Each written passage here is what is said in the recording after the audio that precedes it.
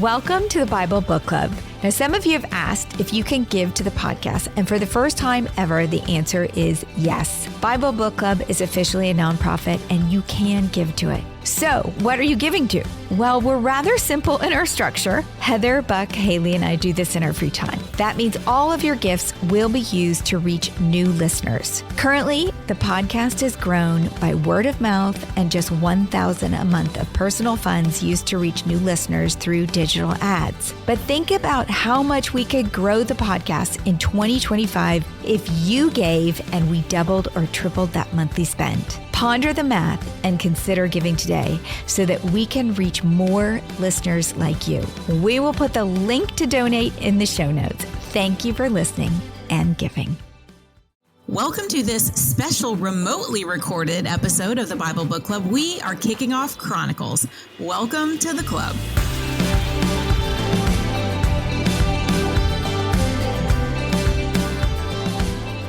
Last episode in chapters 2 of 1 Chronicles, we covered the who's who in Abraham's genealogy, a genealogy intent on fulfilling the command to be fruitful and multiply. First, Abram had 8 sons from 3 wives. Ishmael, the oldest, became a great nation with 12 sons.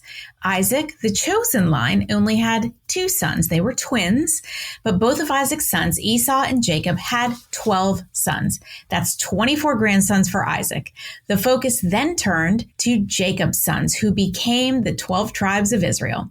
Judah, the most important tribe, was given top billing, beginning with Judah himself all the way down to Hezron's 3 very important sons, Ram, which is where we get the line of David, and Caleb, and Jerahmeel. The order in which the author places the tribes in the genealogy list is purposeful.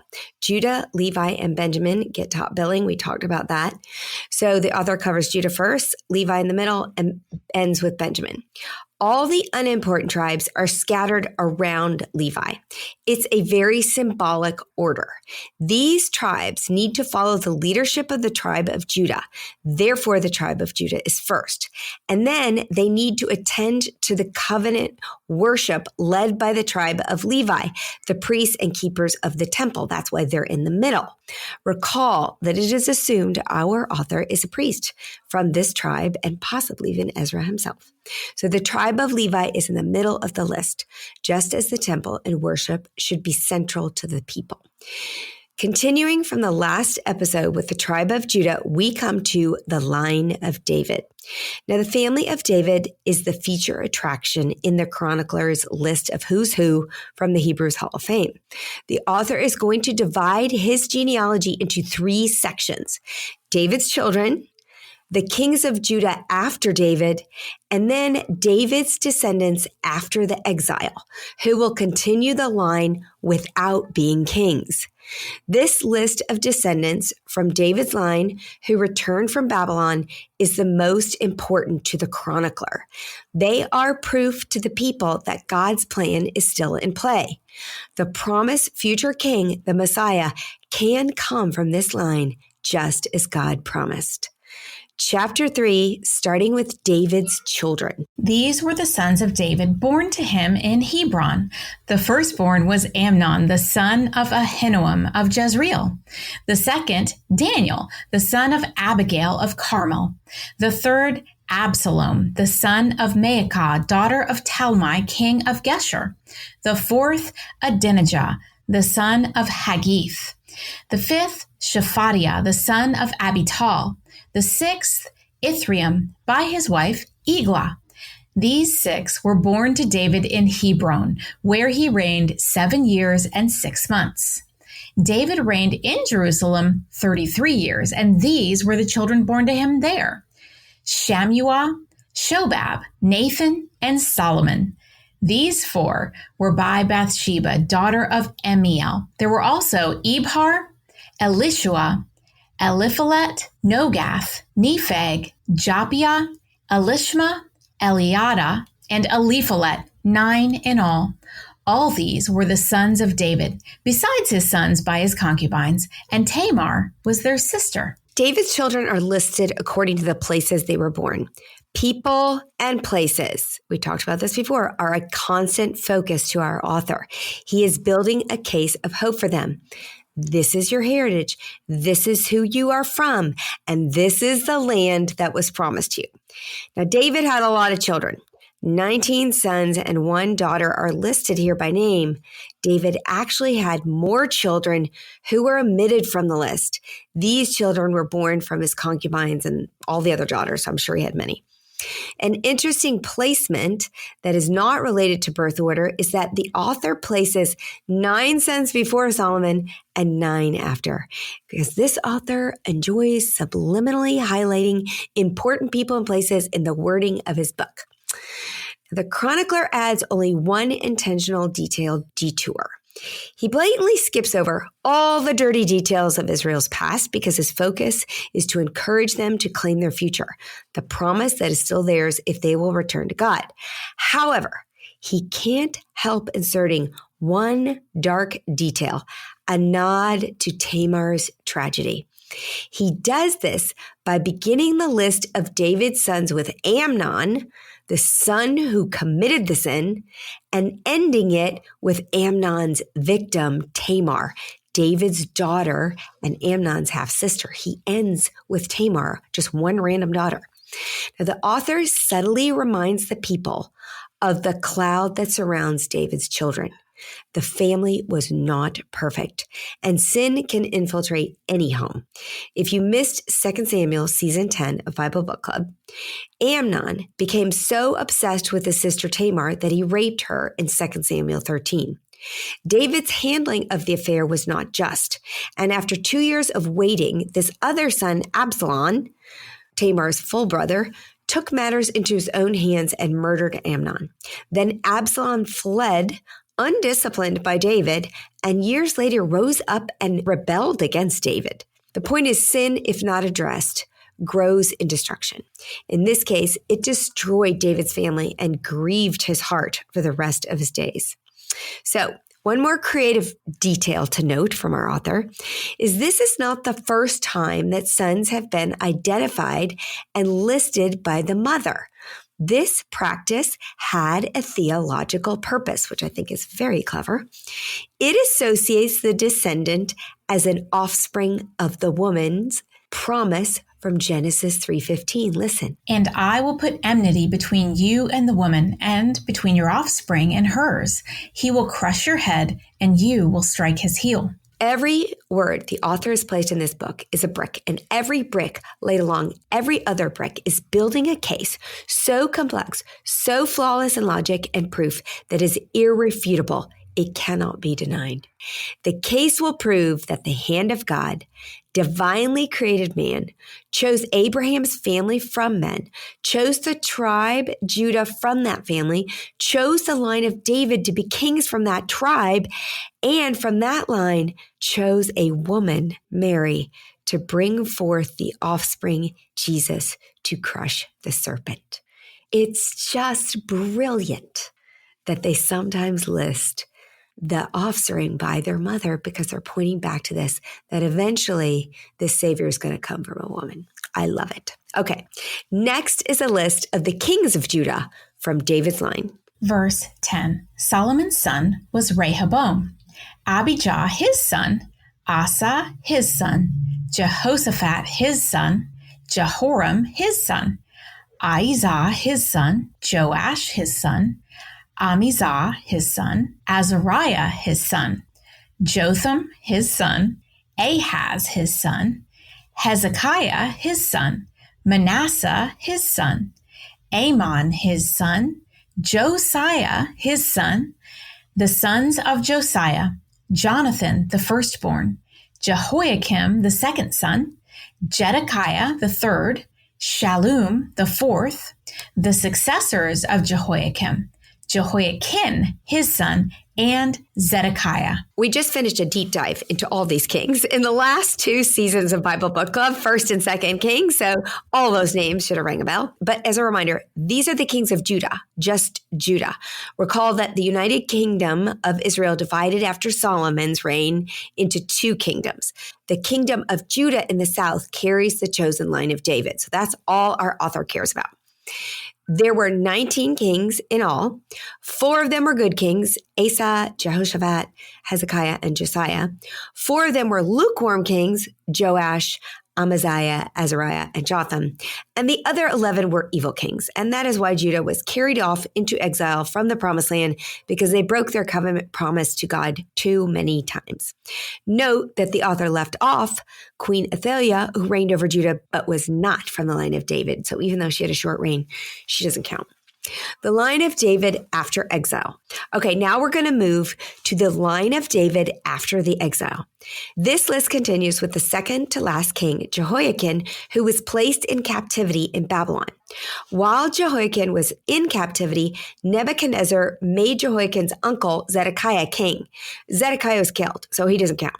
But God preserved the life of the second to last king, Jehoiakim, while he was in captivity, and his children continue the line. Verse 17, the descendants of Jehoiakim, the captive. Shalatiel, his son, Malcharim, Pedaiah, Shenazar, Jechemiah, Hoshama, and Nedabiah, the sons of Pedaiah, Zerubbabel, and Shimi, the sons of Zerubbabel, Meshullam, and Hananiah. Shelomoith was their sister. There were also 5 others, Hashubah, Ohel, Berechiah, Hasadiah, and Hushab-Hesed, the descendants of Hananiah, Pelatiah, and the sons of Rephaiah, of Arnan, of Obadiah, and of Shechaniah, the descendants of Shechaniah, Shemaiah and his sons, Hatash, Egal, Beriah, Neariah, and Shaphat, 6 in all, the sons of Neariah, Elionai, Hiskiah, and Azrikim, 3 in all, the sons of Elionai, Hodaviah, Eliashib, Peliah, Akub, Johanan, Delaiah, and Anani, 7 in all. I owe Heather dinner for reading all these names. Okay, so there Sorry for messing any up. You Bible scholars listening. Exactly. These are new names to us in our journey through the Bible. We have not yet discussed anyone who lived during or after the exile. Now, one name of note for future discussion is Zerubbabel. He was a leader of the early post-exilic Jerusalem and oversaw the rebuilding of the temple. We're going to read more about Zerubbabel in the books of Ezra, Nehemiah, Haggai, and Zechariah. So lots of him to come. There is so much more to these genealogies, and we could analyze these lists for days, but we can't. Just to give you a taste, though, of how deep their hidden meaning goes, there's often a message even in the names of the people, which again is crazy. We could study this for days. For example, Zerubbabel means offspring of Babylon. He was obviously born in exile. But listen to a few of his children's names. The first, Meshullam, means repaid. He was likely born during the release from the exile. The one daughter mentioned, Shelomith, means peace. Was she born in Jerusalem after the return? The last son, Jeshub-Hesed, means kindness will return. Was his father struggling with hope and a need? We have had so many examples of the word Hesed in our journey that I am now honestly obsessed with it because it's so much more than kindness. Hesed refers to an act performed for a person in desperate need within the context of an enduring relationship or covenant between the two people. In this case, Zerubbabel named his son Jushab-Hesed, or Hesed will return, or God's kind act of mercy will return for Israel will return, because at the time, Israel was a people in desperate need in a covenant relationship with God. In other words, they needed God's Hesed. So Zerubbabel's name means the offspring of Babylon, which is super discouraging. But he then turns that discouraging name, that despair, into hope by naming his children, repaid, peace, and kindness will return. Is that crazy? Did he know that? I don't know. It makes you want to crawl into history and understand what was going on at the time, because you're born with this name and then you see the tide turning and you start naming your child after what you hope this turn will become. I think it's fascinating. Anyway, okay. That ends the deep dive into David's line from the tribe of Judah, but there are other clans of Judah, and they are not to be forgotten by our author. If it feels like we're going backward again, we are. We only covered Perez's line that led to David. That line was the Perez to Hezron to Ram to Amminadab to Nahshon to Salmon to Boaz to Obed to Jesse to David line. We covered that one. The other goes back to Judah, the father of the tribe of Judah, and his son Perez to cover the other lines. Chapter 4. The descendants of Judah: Perez, Hezron, Carmi, Hur, and Shobal. Okay, now, not to confuse y'all, the verse lists 5 names as the sons of Judah: Perez, Hezron, Carmi, Hur, and Shobal. However, these are not all direct sons of Judah. This is another tactic. Rather, they represent different generations within this family tree. In this case, Perez was Judah's son, Hezron was Perez's son, Carmi may have been Caleb, actually. Hur was a descendant of Caleb, and Shobal was a descendant of Hur. Why do this? It is so confusing. Very confusing. This, they call it telescoping of generations, where sons can mean descendants across multiple generations, is common in biblical genealogies. It allows the author to highlight significant figures without listing every single generation. The author is focusing on the most important descendants outside the line of David. Now, maybe some of these people's descendants had returned, and the chronicler was helping them to identify their place, and that's why he kind of did this little shortcutty thing. Continuing in verse 2.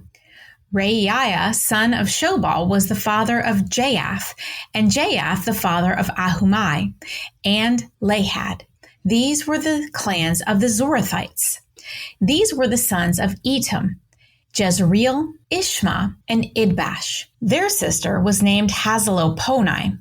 Penuel was the father of Gedor, and Ezer the father of Husha. These were the descendants of Hur, the firstborn of Ephrath, the father of Bethlehem. Asher, the father of Tekoa, had 2 wives, Helah and Naarah. Naarah bore him Ahuzaim, Hepher, Temani, and Haharashtarai.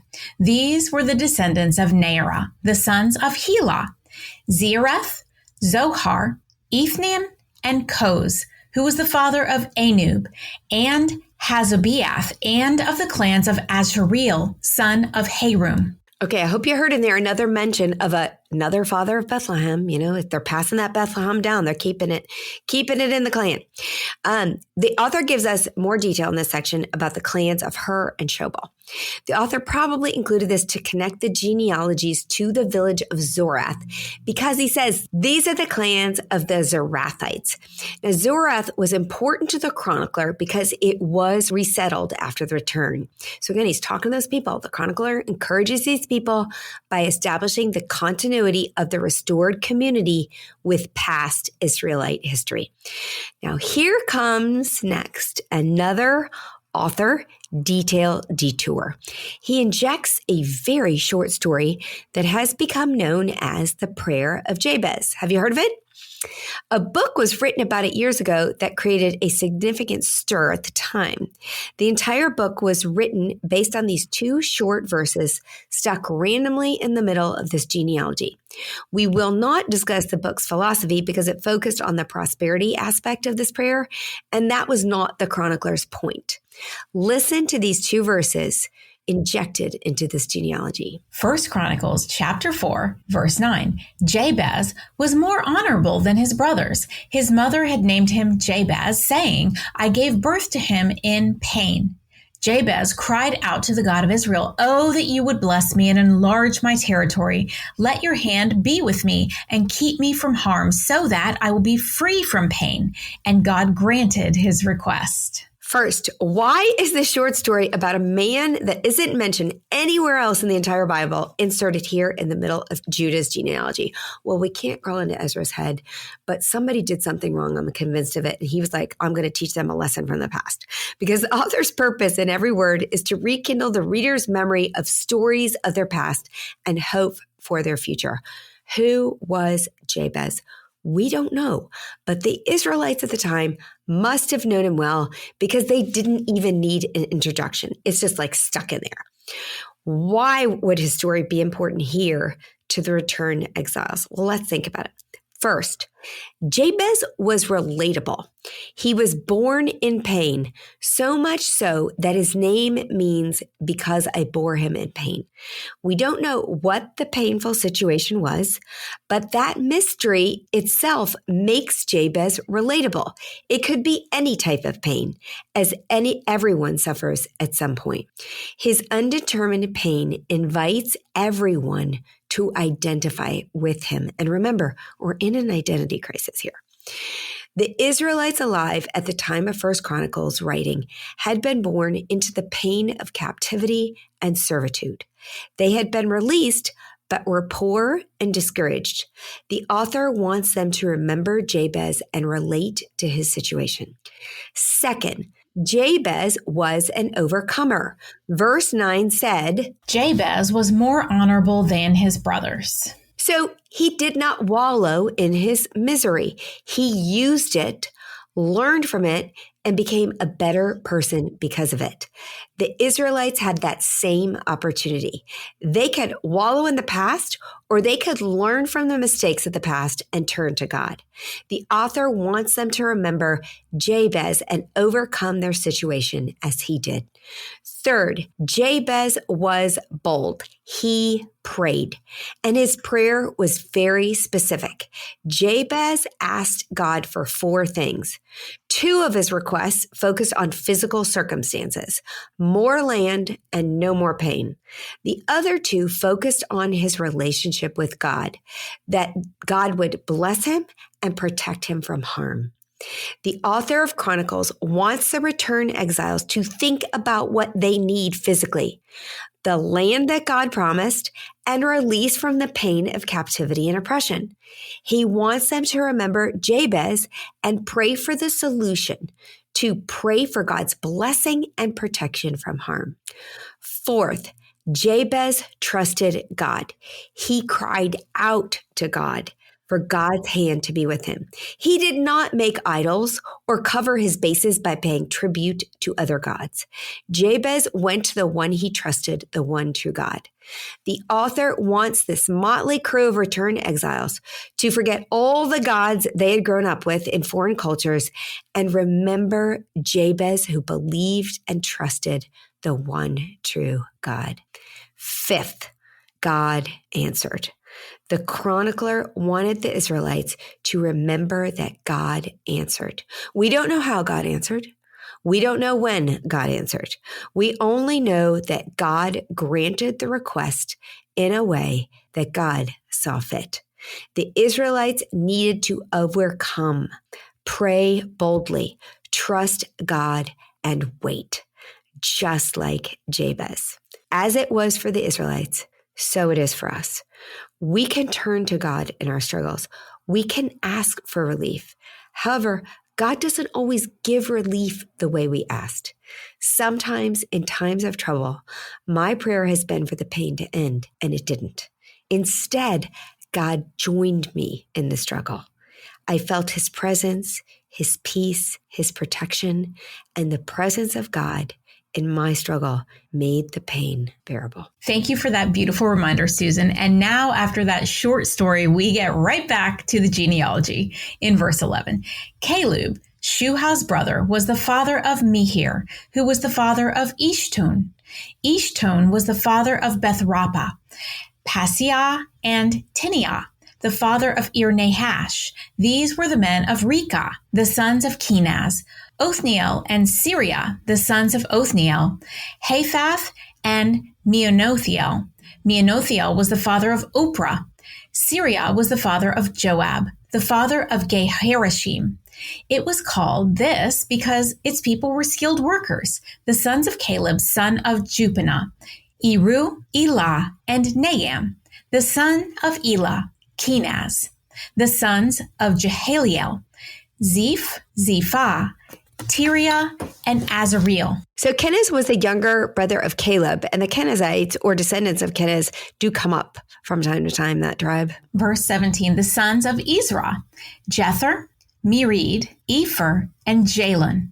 One of Mered's wives gave birth to Miriam, Shammai, and Ishbah, the father of Ethomiah. His wife from the tribe of Judah gave birth to Jered, the father of Gedor, Heber, the father of Soko, and Jekuthiel, the father of Janoah. These were the children of Pharaoh's daughter, Bethiah, whom Myriad had married. The sons of Hodiah's wife, the sister of Naham, the father of Kiliath the Geramite, and Eshtemoa the Maacathite. The sons of Shimon, Amnon, Rena, Ben-Hanan, and Tilon. The descendants of Ishi, Zoheth, and Ben-Zoheth. The sons of Shelah, son of Judah, the father of Lekah, Ladah, the father of Mareshah, and the clans of the linen workers at Beth Ashibiah, Joachim, the men of Kozibah, and Joash, and Seraph, who ruled in Moab, and Jasubi Lehim. These records were from ancient times. They were the potters who lived at Netaim and Gedera. They stayed there and worked for the king. The chronicler continues to list descendants that are not discoverable in other parts of the Bible, but we do learn from several author detailed detours that these people redeveloped trade necessary to the returning exiles. They were skilled workers in linen and pottery. All of these trades would be necessary not only for the people's lives, but also for the rebuilding of the temple, and that's where we are headed. And that is all we know about the tribe of Judah. In our next episode, the chronicler will move quickly through some lesser tribes to focus on his favorite tribe, the one we suspect he is a member of. We've got merch. Great news! Bible Book Club sweatshirts are here, and they're only available while supplies last. So if you want to snag yours, go to BibleBookClubPodcast.com/store. They're only going to be available while supplies last, so hurry and get yours. And if you're enjoying the Bible Book Club, why don't you share it? And then you and all your friends can listen and discuss. New episodes drop every Monday.